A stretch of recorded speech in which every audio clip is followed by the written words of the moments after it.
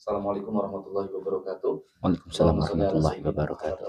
Allahumma shalli wa sallim wa barik alaih. Izin bertanya Ustaz, terkait kekalahan kaum muslimin dalam perang Uhud Ustaz. Apakah ada daripada golongan kaum atau juga tokoh oknum kaum munafik yang menjadikan sebab juga kekalahan daripada peperangan Uhud tersebut Ustaz?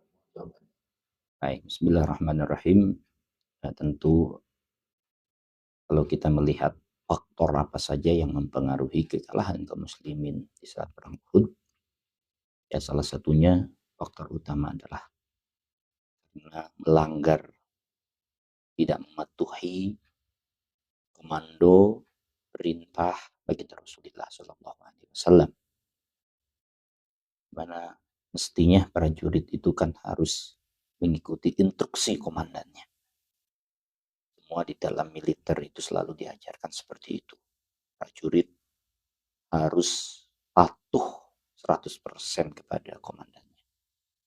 Karena berbahaya kalau prajurit itu sudah membangkang daripada komandannya, apalagi dalam situasi peperangan. Ini akan membahayakan keamanan. Apakah kemudian ada faktor lain? Tentunya. Tapi ini bersifat pra sebelum.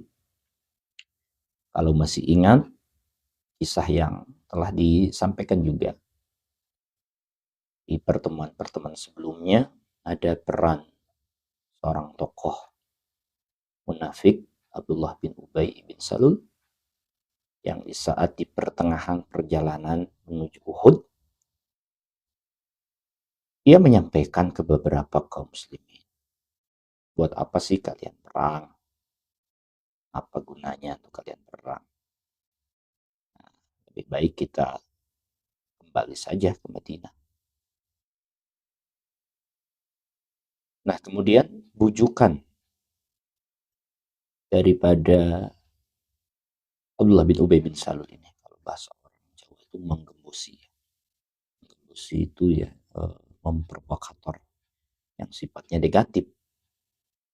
Dan ternyata didengar ucapannya Abdullah bin Ubay bin Salul ini oleh sebagian kaum muslimin yang ikut serta di dalam pasukan tersebut. Ya, ada berapa ratus yang disampaikan oleh para sejarawan. Hampir sepertiga yang kemudian mengikuti dan mendengarkan apa yang disampaikan oleh Abdullah bin Ubay bin Salul. Sehingga mereka pulang, tidak melanjutkan perjalanan, kembali lagi ke Madinah. Hampir sepertiga. Sehingga berkurang pasukan kaum muslimin. Nah, ini juga bisa menjadi salah satu faktornya.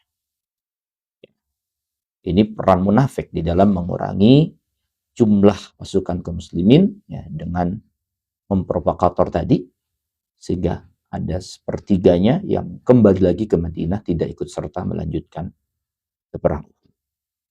Nah, sehingga itu perannya, itu menjadi salah satu faktor yang dilakukan oleh kaum munafik. Ya seperti itu memang. Lalu kadang penjahat yang paling berbahaya itu penjahat yang di sekeliling kita. Yang satu selimut itu yang berbahaya karena ini dari faktor internal kita sendiri.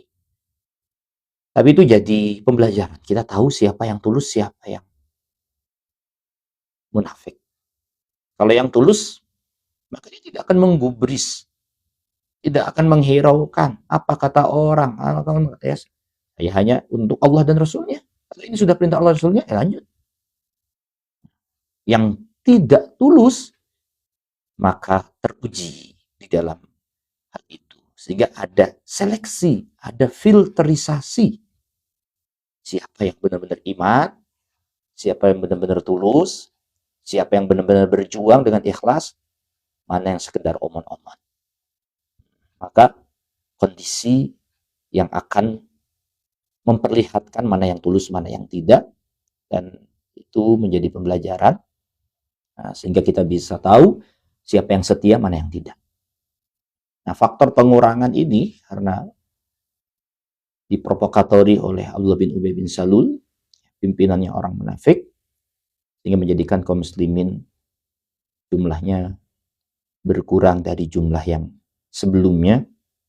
Nah, setelah mereka ya, terprovokasi sehingga sepertiganya ada yang kembali lagi ke Madinah tidak ikut serta.